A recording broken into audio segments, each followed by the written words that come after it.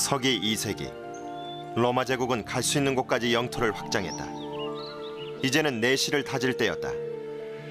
다른 나라를 정복하느라 살상을 일삼았던 로마군도 반대 방향으로 정책을 수정했다. 파괴했던 곳에 건물을 새로 짓고 군단도 창설했다. 군대가 한 발 앞서 새 영토에 발을 딛기 때문에 군단원들은 요새나 방벽을 건설할 수 있어야 했다. 그래서 군단마다 건축가와 측량사, 엔지니어들이 있었다. 병사들이 직접 토목공사와 건축을 맡았다. 2000년이 지난 지금까지 남아있는 작품도 있다. We tend to be very arrogant in the late 20th century and think that we have invented wonderful methods of building. But we shouldn't underestimate the Romans as engineers. They're great as soldiers, but they are supreme as engineers.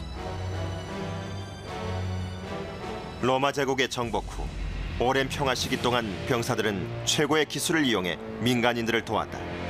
그것은 정복제 로마군의 족적을 새기는 한 방법이기도 했다. 로마군의 가장 기본적이고 유명한 토목공사는 도로였다. 잘 닦인 도로들 덕분에 로마군은 신속하게 출동할 수 있었고 무역도 활성화시킬 수 있었다. 제국을 연결하는 도로의 총 길이는 85,300km나 됐다. 말 그대로 모든 길은 로마로 통했다.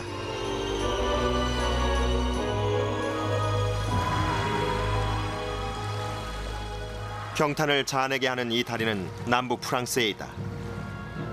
로마 제국에서 가장 높은 다리 중 하나로 높이가 48m나 된다. 니임시까지 물을 운반하는 수로가 만들어져 있는데 정확하게 계산된 경사도 덕에 물이 48km 이상을 멈추지 않고 흘렀다. 시발점과 종점의 고도차가 9m밖에 안 된다. 이 다리는 서기 50년경에 건설됐다. 그때 벌써 로마인들은 모르타르도 쓰지 않고 이처럼 큰 다리를 건설할 수 있었다. The lower part of the bridge is built with these big stone blocks. Some of them weigh 6 tons, which is really impressive. And in this case, I mean, if you use big stone blocks like that, you don't necessarily need mortar because if the stones are perfectly cut, they're heavy enough. And we know that they floated the stones up on rafts towards the bridge itself, and then afterwards they could raise the stones. They had all sorts of systems, such as winches, pulleys, and hoists, and so on. 로마시의 위대한 건축물들은 자료 정리가 잘 돼 있는 반면 시골에 있는 이런 건축물들은 누가 만들었는지 정확하게 모른다. 기록이 남아있지 않기 때문이다. 하지만 어떤 식으로든 로마군이 관여했을 가능성이 크다. We have absolutely no proof that the army did help, but it is a theory, of course, because we know that they needed the know-how, the organization, the labor, and so on and so forth. 물은 다리 윗부분에 있는 덮개 수로를 통해 흘렀다. 중력 덕분에 매일 20만 톤의 물이 니임시까지 운반됐다. What you can see here is, first of all, the size of it. It's about 6 feet high and 4 feet wide, which is really pretty considerable. And it supplied a city of some 30,000 inhabitants with all the water they needed, actually. 이런 토목공사들은 국가적으로도 얻는 게 많았지만 다른 이점도 있었다. 우선 황제들은 밤에 조금은 편히 잘 수 있었다. 병사들이 공사 작업에 바빠서 정치적 업무를 꾸밀 시간이 그만큼 적었기 때문이다. The modern army has a great program of tank washing and tank maintenance just to keep the troops occupied.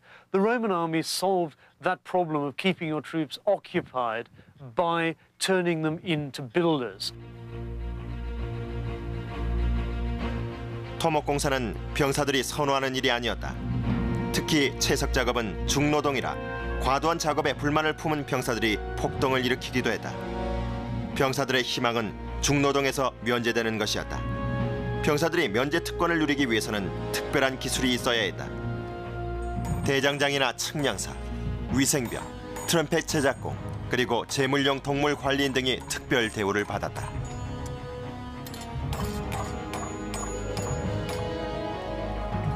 병사들을 공사 현장에 투입하면 정복지 주민들에게 로마 문명의 혜택을 맛보게 함으로써 그들을 순화시키는 이점도 있었다. They could then be brought within the Roman world and given the benefits of Roman civilization, of Roman urban life, of food, social organisation, bathing. The spread of hot water and bathing is an important part of the Roman takeover of northwestern Europe.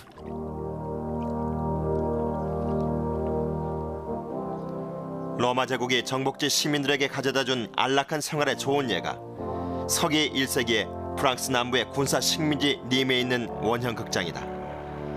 수용 인원이 2,000명이나 되는 이곳은 지금도 콘서트나 투어 경기가 열리고 있다. 2000년 전에는 동물 사냥이나 군사력 과시 장소로 이용됐다. 로마군은 검투사 시합을 통해 정복지 주민들에게 로마 전사들의 우월성을 인식시킬 수 있었다. 원형극장은 정복지 주민들이 로마 제국의 위대함을 직접 눈으로 볼 수 있는 장소이기도 했다. We are quite sure that we had the emperor and very important magistrate of Roman Empire coming to Nîmes. So it was, in a way, television for the people here to see these personalities, and in a way they could feel part, sitting here, a part of this empire, to keep the people quiet and satisfied, we may say. 지방에 있는 로마 건축물들 역시 주민들에게 황제의 신적인 존재를 각인시키는 일을 도왔다. 프랑스의 군사 식민지 오랑지에 있는 극장이 좋은 예다. 지금까지 사용할 정도로 튼튼하게 지어진 이 극장은 무대 뒤로 10층 건물과 맞먹는 36m짜리 벽이 자리 잡고 있다. 주민들을 놀라게 만든 것은 그 높이만이 아니었다. 벽에는 하늘에서 굽어보듯이 아우구스투스 황제상이 우뚝 서 있다. The back wall of this theatre is one of a very impressive Roman building as it is now.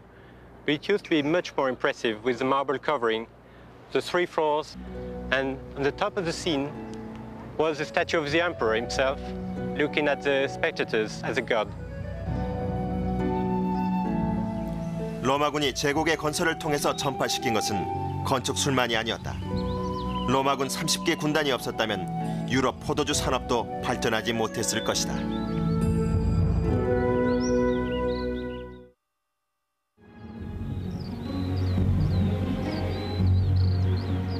프랑스산이나 독일산 포도주를 한 잔 마시면 우리는 자신도 모르는 사이에 로마군의 솜씨를 맛보게 된다. 유럽의 수많은 유명 포도 산지에 처음 포도나무를 심은 장본인이 로마군이었기 때문이다. 로마군이 영토를 넓혀가면서 포도나무 재배지도 함께 늘어났다. The Romans did bring vines to France, and the Roman army was part of that process, as they were instrumental in bringing other crops and other aspects of Roman culture into Western Europe. 로마군이 포도나무를 심었다는 사실은 놀라운 일이 아니다. 로마군 병사들은 하루에 1리터 정도의 포도주를 배급받았기 때문이다. It's quite true that the Romans couldn't live without wines. It was part of their culture. It was part of their civilization. And being abroad, if I may say so, they came over here. The very first thing they wanted to do is to make sure that they could get their favorite elixir over here, as it was certainly quite a problem to bring it in those old potteries. 로마군이 들어오기 전에는 프랑스의 포도주가 귀하고 값도 비쌌다. 때문에 프랑스 원주민인 갈리아인들은 이탈리아 상인들에게 노예 한 명을 내주고 그 대신 포도주가 가득 든 단지를 얻곤 했다. 로마군이 오기 전에 프랑스의 포도주 양조업은 남부의 그리스 식민지 마르세유 인근 지역에 국한돼 있었던 것 같다. 로마군이 프랑스를 정복하기 시작하면서 병사들과 민간인들이 포도나무를 심기 시작했다. 론 골짜기와 버건디, 루아르강 유역, 샴페인 지방, 그리고 독일의 라인강 유역과 모젤 계곡이 포도 산지가 됐다.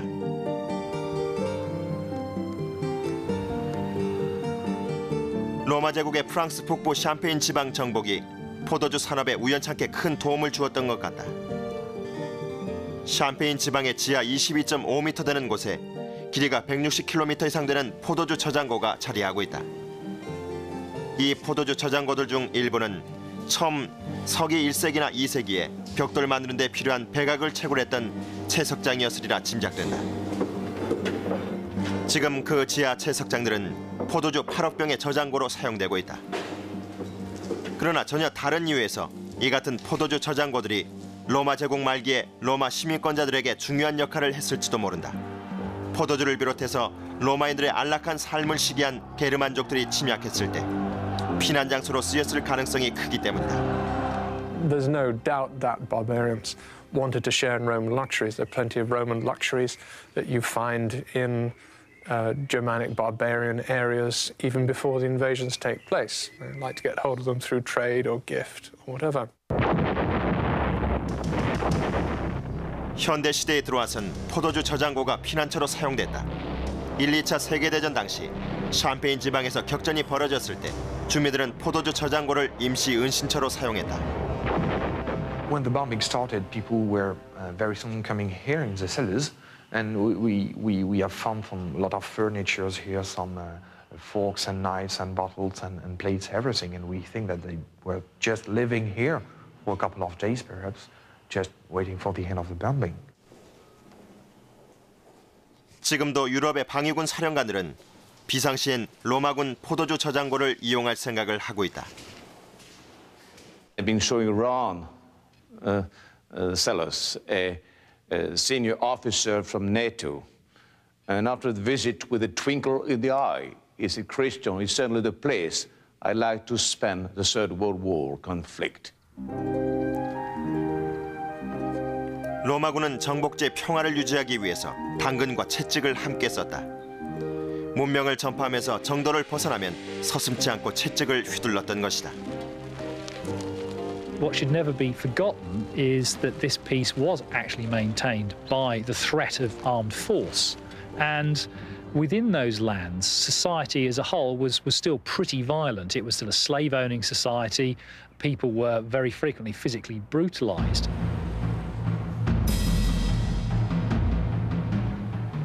로마는 제국을 건설하면서 정복지의 문명을 전파시켰지만 그 일이 제국을 멸망의 길로 이끌게 됐다. 문명하던 제국은 제국 바깥에 사는 야만족들이 부러워하는 대상이었다. 그들은 로마 제국의 생활 방식을 따라하고 싶어했다. 로마 제국은 국경 지역에 수많은 요새와 식민지를 건설하면서 인근 지역에 사는 야만족들에게 재력을 과시했다. The soldiers are the only sector of society who have pay, and their pay is being spent in that area. So you get these cities like Cologne and Mainz and Budapest, Vienna and so forth growing up in what had previously been very barren areas, and right across on the other side of the river, so to speak, are these unfortunate people who have nothing. And this makes a magnet for them. Wonderful network of roads. So the barbarians who invade, they go across the river and there's a milestone saying, you know, Rome 600 miles this way. I mean, yeah, that things are made so much easier as well as more attractive for them. 서기 170년, 게르만족이 이탈리아를 침공하면서 심각한 사태가 일어날 조짐 중 하나가 나타났다. 게르만족은 다른 야만족들과의 전쟁 때문에 침공할 수밖에 없었다고 말했다. Roman writers comment, among the bodies of the dead there were women and children, and the tribe said, look, please take us into the empire. We are being put under terrible pressure by the tribes from the interior, and we want land. Some of them were accepted to start with, but then it just became too much of a problem. 서기 200년 내내 야만족의 침략 횟수가 꾸준하게 늘어났다. 로마 제국의 국경은 더 이상 예전의 안전 방책이 아니었다. 동쪽에 그 이유가 자리 잡고 있었다. 다시 힘을 얻은 페르시아 제국이 로마군에게 보복 공격을 시작해 제국의 영토 안으로 밀고 들어왔다. 서기 260년, 페르시아군은 자국 영토에서 로마의 발레리아누스 황제를 생포해 평생 동안 구금했다. It's the Persian attacks on the eastern frontier that act, as it were, like the first domino in a series. Rome is forced to fight a series of very expensive defensive wars. No longer can war be funded by booty extracted from conquered people. This time the empire, from its own resources, has to pay for the defense of its own frontiers. 로마군이 페르시아군과 싸우기 위해 동쪽으로 이동하자 제국의 다른 국경지방 경비가 허술해졌다. 특히 게르만족들이 끊임없이 기습 공격을 해왔다. 서기 251년 한 전투에서 게르만족이 로마의 데키우스 황제를 죽였다. 갈리아인과 발칸인들도 공격해왔다. 서기 260년 이탈리아는 수차례 침공을 당했다. 공격 때문에 로마군의 병참술도 한계에 다다랐다. The gathering of the troops and the going to the frontier takes place at walking pace, so no more than 20 miles a day. To put together a sizable force, get it to the right bit of the frontier, you're certainly talking weeks and maybe months. 문제는 그것만이 아니었다. 카이사르나 과거의 다른 황제들이 쉽게 물리쳤던 야만족들이 그동안 로마군으로부터 많은 걸 배워서 전세를 역전시킬 준비가 돼 있었던 것이다.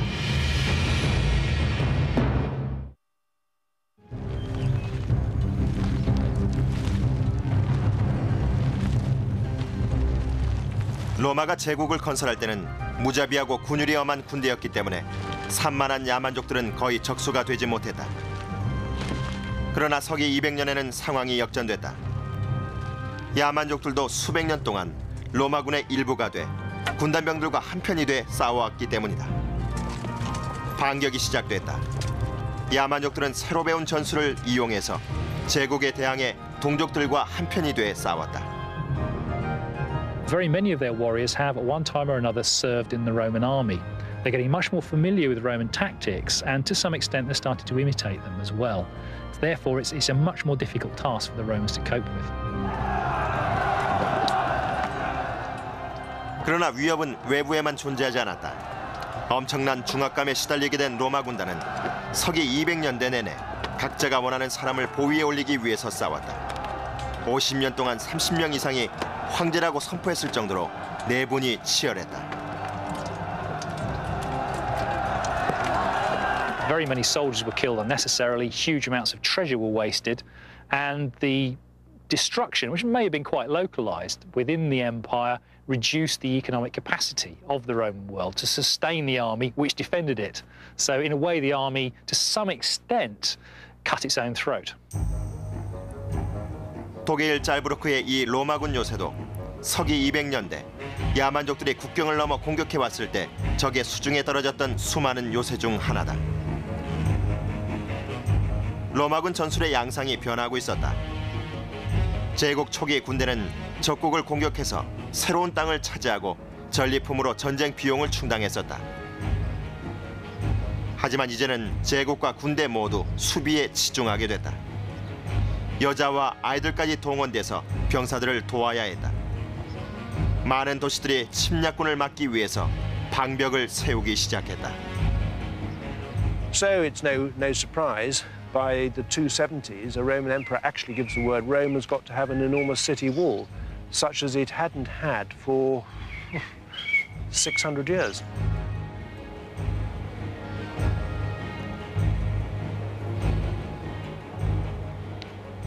요새의 스타일도 변했다. 로마 제국의 전성기 요새들은 군대가 그 지역을 다스리기 쉽게 탁 트인 장소에 세워졌다. 그런데 200년대 말에 브리타니아 남부 포트 체스터에 있는 이 로마군 요새는 수비에 훨씬 치중해서 지어졌다. 야만족의 공격에 대비해 포와 궁수들을 위한 탑이 더 많았다. 이곳은 섹슨족 함대를 막기 위한 요새였다. The importance of this fort is that it symbolizes a fundamental change that overtakes Roman military strategy in the 3rd century. The big D-shaped bastions behind me represent a shift from an offensive to a defensive posture. What this fort symbolizes, I think, is a change in an empire that's go-getting, that's aggressive, that's prepared to move out and expand, and rather change to an empire that's back on its heels, that's defensive, that's preparing not to expand, but is sitting and preparing to fight for its survival. 서기 200년대 말, 제국의 운명이 다 된 것처럼 보였다. 그러나 변화의 문턱에서 두 명의 막강한 지도자가 나타나 로마 제국을 다시 한번 단단한 발판 위에 올려놓았다. 그 첫 번째가 디오클레티아누스였다. Diocletian is certainly one of the most capable emperors. Remarkably, he rose up from peasant class to rule. This in of itself is a tribute to the army as a means of social advancement.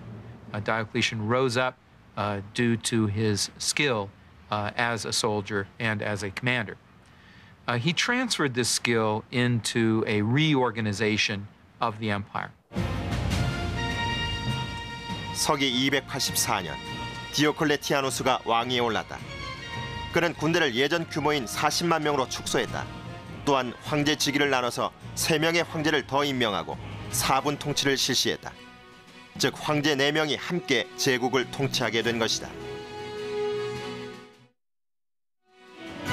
디오클레티아누스가 자진해서 물러난 후 4분 통치 제도는 4분으로 와해됐다.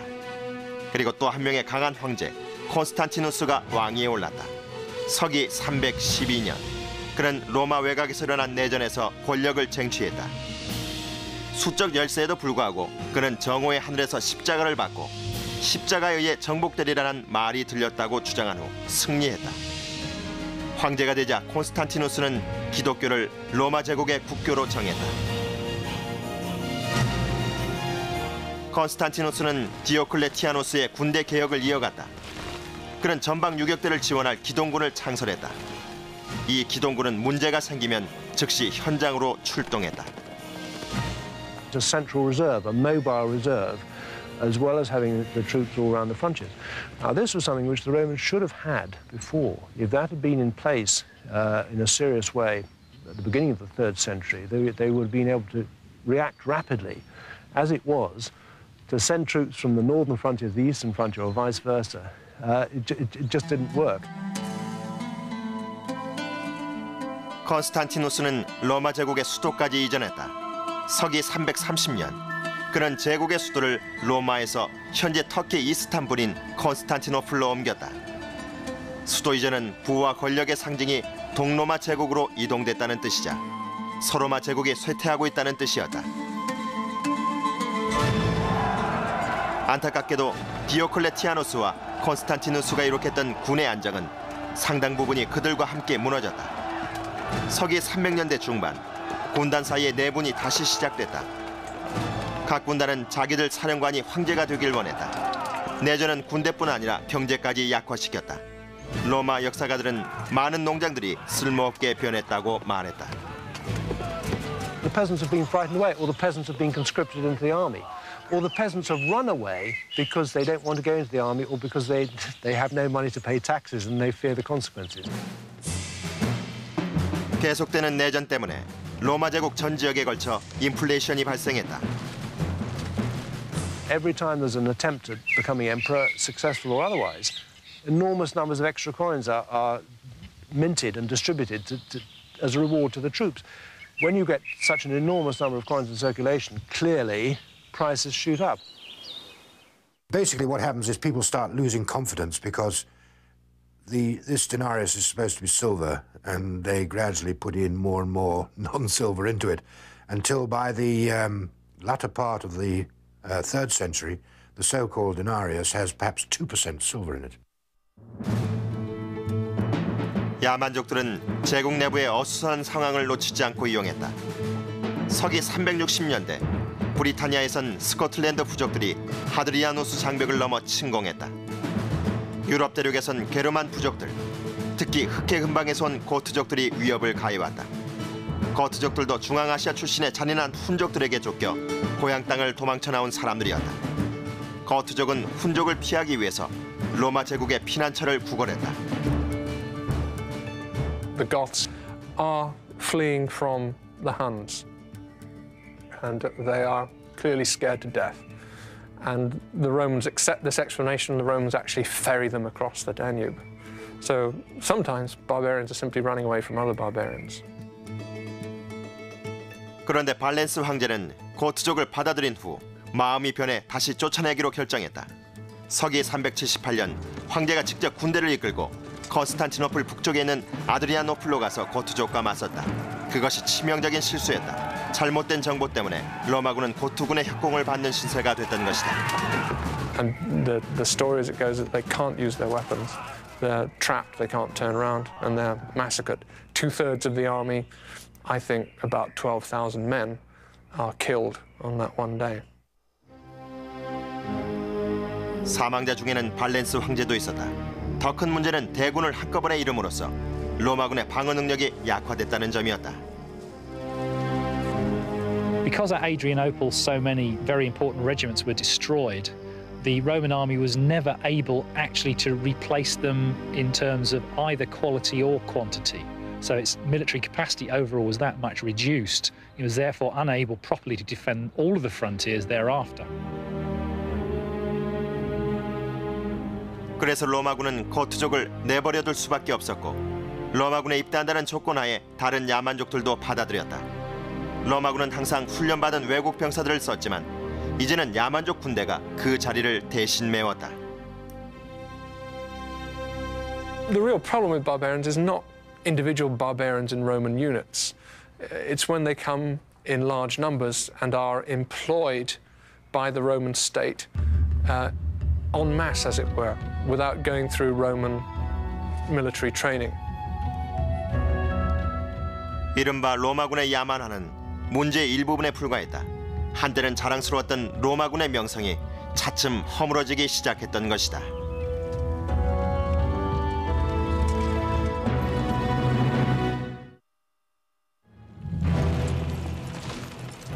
전쟁을 하려면 돈이 든다. 그게 오늘날의 현실이다.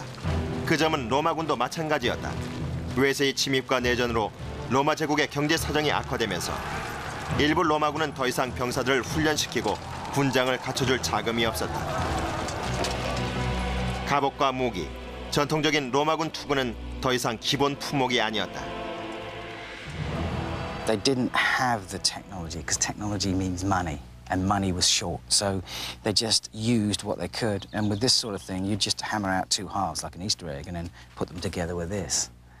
So basically, although you're trying to keep to a standard of design, the actual technical ability of them produced this. 때로는 쇠민을 갑옷이나 조각 갑옷 같은 병사들 갑옷까지 허술하고 조잡하게 제작되기도 했다. The links of mail are difficult to produce. They were mostly riveted. So we got to this sort of period where these blokes were finding alternatives to mail and the plate. So stamping out or cutting out small links and basically sewing them together with leather will produce something that's basically stab-proof and hack-proof for a limited military engagement. 국경 요새들에서 발견된 고고학적 증거들을 보면 장비 수준이 떨어졌음을 알 수 있다.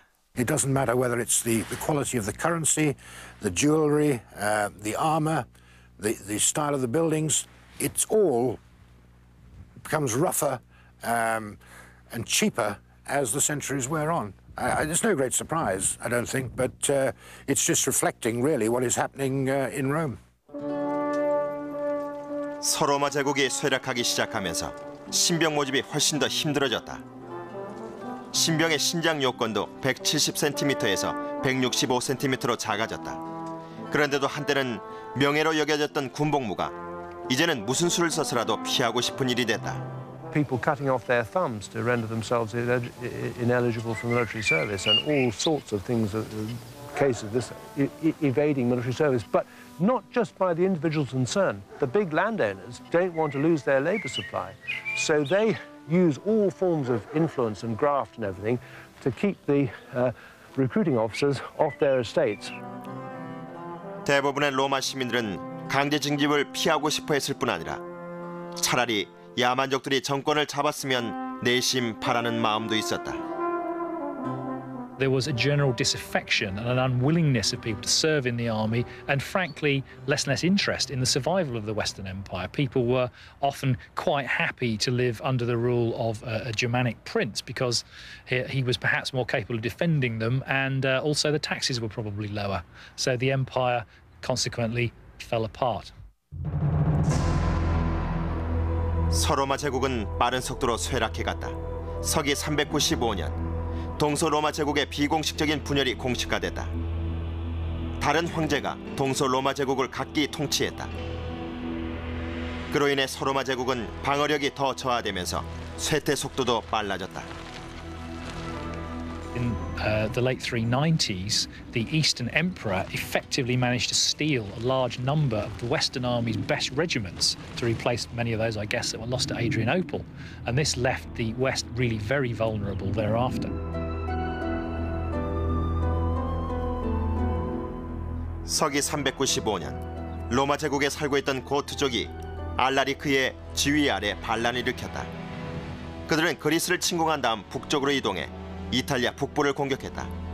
같은 시기에 반달족을 포함한 다른 게르만족들이 라인강을 건너 트리어시를 약탈하고 갈리아를 휩쓸었다. 서기 410년 알라리크와 그의 고트족이 로마시를 약탈했다. 800년 동안 한 번도 없었던 일이었다. 그것이 서로마 제국의 멸망의 전조였다. 고트족은 이탈리아를 떠나서 프랑스 남부에 그들만의 왕국을 건설했다. 다른 게르만족들은 히스파니아의 넓은 부분을 차지했고 반달족은 카르타고를 포함한 북아프리카를 장악했다. 서기 410년 알아서 지키라는 로마 황제의 말에 브리타니아도 항복하고 말았다. 400년 중반이 되자 서로마 제국은 몰락을 눈앞에 두고 있었다. 수적 열세에다 재정까지 빈약했던 서로마 제국 군대는 외세의 위협을 이겨낼 힘이 없었다. 특히 과거에 야만족을 로마군으로 선발해서 훈련까지 시켰던 사실이 이제는 약점으로 작용했다. And these people come over, serve under Roman orders, but then very often they take off back again. And therefore they've learned a lot, not only about techniques and so on, but I mean actual military intelligence. They know where to attack if they come back on the other side. The big example is Alaric. Alaric the Visigoth, the chap who actually captures Rome in 410. He had been off and on serving under Roman orders for a good many years before he does this. 야만족이라 불리긴 했지만 침략군들은 로마 제국을 파괴하지 않았다. 오히려 대다수가 로마식으로 살고 싶어했다. Everywhere the wealth of Rome is acting like a magnet, and the barbarian groups across the frontier are organizing themselves to start preying on that wealth. The Roman Empire has created a rich territory, and the barbarians, like the mafia in the 1920s and 30s, are organizing to exploit it. 사실 로마군과 침략군들은 공동의 적에 맞서 싸우기 위해서 언제라도 힘을 합칠 준비가 돼 있었다. 400년대 중반 공동의 적은 훈족의 아칠라였다. 훈족은 이미 게르마니아에 그들만의 제국을 건설하고 동서로마 제국을 침략하려고 노리고 있었다.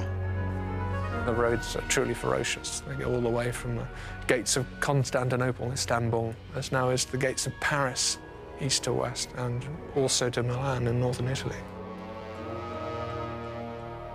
훈족의 정책은 지나는 곳의 모든 걸 파괴하는 것이었다. 중국은 그들을 막기 위해서 만리장성을 세웠다.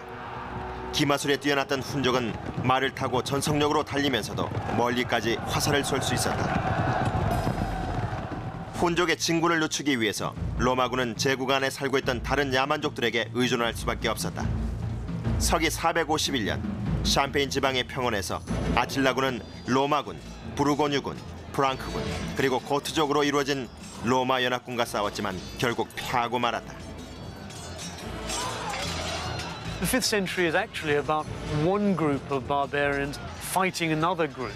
Sometimes we call them Romans, sometimes we call them Goths and Vandals. In a sense, we lose sight of a force that can be clearly labelled Roman. So to talk about the defeat of the Roman army, in a sense, is to make this process more clear-cut than it actually was.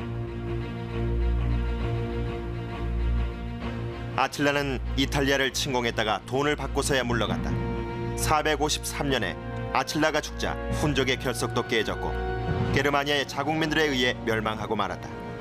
서로마 제국도 같은 운명에 시달리고 있었다. 400년대 서로마 제국은 게르만 왕국의 일부분이 됐고 이탈리아가 도미노의 마지막 조각이 됐다.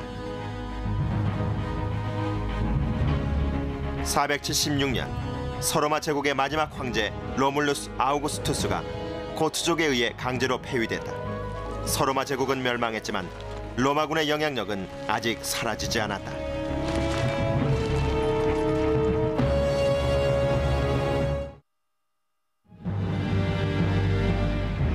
역사는 로마 제국이 멸망했다고 말하지만 서로마 제국은 몰락한 게 아니었다. 오히려 로마인들과 야만족들은 닮아갔고 시간이 지나면서 서로에게 동화돼가는 양상을 보였다. Look, it's just much less exciting, I know, to think of accommodation and assimilation. It's much better to think of hairy barbarian hordes charging across frontiers. But I think it's unlikely that it happened that way. I'd go for a much slower process in which by the 5th century, actually in Gaul and parts of northern Italy, it's difficult to spot the difference between a Roman and a barbarian. 대부분의 경우 구별이 힘들었던 이유는 침략군들이 로마식으로 생활했고 기독교를 믿었으며 국정에도 로마 시민들을 썼기 때문이다.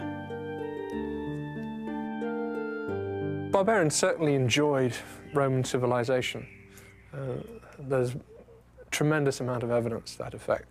When the Vandals get to North Africa, they start to wear togas, hang about in the baths and go to circuses, build themselves villas and decorate them with Roman-style mosaics, portraying themselves as Roman aristocrats. 서로마 제국의 로마군들은 공식적인 해체 절차를 거치진 않았다. 제국이 몰락하면서 월급을 받지 못하게 된 많은 군단들은 복무 지역 주민들 속으로 융화됐다. 하드리아누스 방벽에서도 그 같은 일이 일어난 것으로 보였다. The coinage has just about disappeared, and therefore one has to speculate based on evidence of what we know about from other provinces elsewhere. And here, certainly my view is still the one that they gradually fade away. 서로마 제국과 그 군대가 사라지긴 했지만 동로마 제국과 군대는 계속해서 번영을 누렸다. 지금은 비잔틴 제국으로 알려져 있는 동로마 제국은 서로마 제국보다 부유했고 국경선들도 수비가 탄탄했다. The East's major military antagonist was the Persian Empire, with which the Eastern Empire had very serious wars, but at least they could achieve treaties with the Persian king, and this could bring long periods of peace. So it was actually perhaps a rather easier task for the East to defend itself than for the West. 동로마 제국 군대의 겉모습은 변했지만 그 핵심을 보면 과거의 로마군과 기본적인 노선을 같이 하고 있었다. It maintained in the long term standing regiments. It also maintained the disciplinary system, the command structure, the logistical system, and so on. It was the professional nature of the Roman army, which lasted, at least for some centuries, into the Byzantine period. 서기 500년, 동로마 제국군은 이탈리아와 북아프리카를 포함해 과거의 서로마 제국의 몇몇 지방을 다시 손에 넣었다. 점차 변하긴 했지만 동로마 제국 군대는 1453년 비잔틴 제국이 오스만 투르크에게 정복당할 때까지 로마군의 제도를 그대로 사용했다. That's a continuation of those tactics all the way through, I think, to the fall of Constantinople in the 15th century. The old Roman army is key to the maintenance of the empire in the East for another 1,000 years. 형태가 변하긴 했지만 로마군은 기원전 5세기부터 서기 15세기까지 2000년 동안 로마 제국을 지켜냈다고 말할 수 있다. 전성기 때에도 요즘 기준으로 보면 소규모 병력이라고 할 수 있는 40만 명 정도의 상비군으로 거대한 제국을 효율적으로 다스렸다. Louis XIV ruled his rich kingdom, which was nonetheless simply one province of the old Roman Empire, with as large a standing army as the Romans had required to control this vast area from Scotland to the Sahara Desert to Iraq to the Black Sea. That is a staggering feat. 로마군은 전쟁 방식을 완전히 바꿔놓았다. 로마군은 진정한 의미에서 최초의 전문적인 군대였다. 그들의 군율과 훈련 방식은 오늘날의 군대도 여전히 영향력을 미치고 있다. Its great military successes have always been famous. The name of Julius Caesar has never really been forgotten. Consequently, it formed the obvious model for the armies of the modern nation states of the West, in the 17th, 18th, and 19th centuries. Many of our own military traditions are based on at least the way our generals have imagined Rome once was. 율리우스 카이사르와 다른 위대한 로마 장군들이 현대의 군대를 본다면 군율이나 명령체계, 병참술에서 비슷한 점을 많이 찾아낼 것이다. 동시에 한 가지 큰 차이를 발견할지도 모른다. 전성기의 로마군은 패한 적에게 참으로 냉혹했다. If the great Roman generals had been running campaigns in Vietnam, if they'd been running Desert Storm, then we need have no doubt at all that Hanoi would have been captured and razed, that Baghdad would have been flattened, its inhabitants slaughtered, any survivors sold into slavery. We like to think of the Romans as civilized, and partly that's true, but the Roman Empire has a hard edge, and that's the hard edge of conquest and of brutality. In front of the Roman war machine lies conquest and blood. 잔인한 정복과 문명의 전파라는 상반된 업적을 남긴 로마군은 오늘날 현대시대의 우리에게 군사적 업적 이상의 것을 남겼다. 서구 문명의 상당 부분이 로마군이 유럽을 식민지화하면서 함께 전파했던 문명의 기초를 두고 있다. 프랑스어, 스페인어, 그리고 이탈리아어를 비롯한 수많은 서구 언어들이 로마인들의 모국어인 라틴어를 기초로 하고 있다. 또한 서구 세계의 건축과 주화, 예술, 그리고 법률 등 우리 현대 생활의 많은 부분에서 로마 제국의 흔적을 찾아볼 수 있다. 그리고 그 제국은 로마군의 창조물이었다.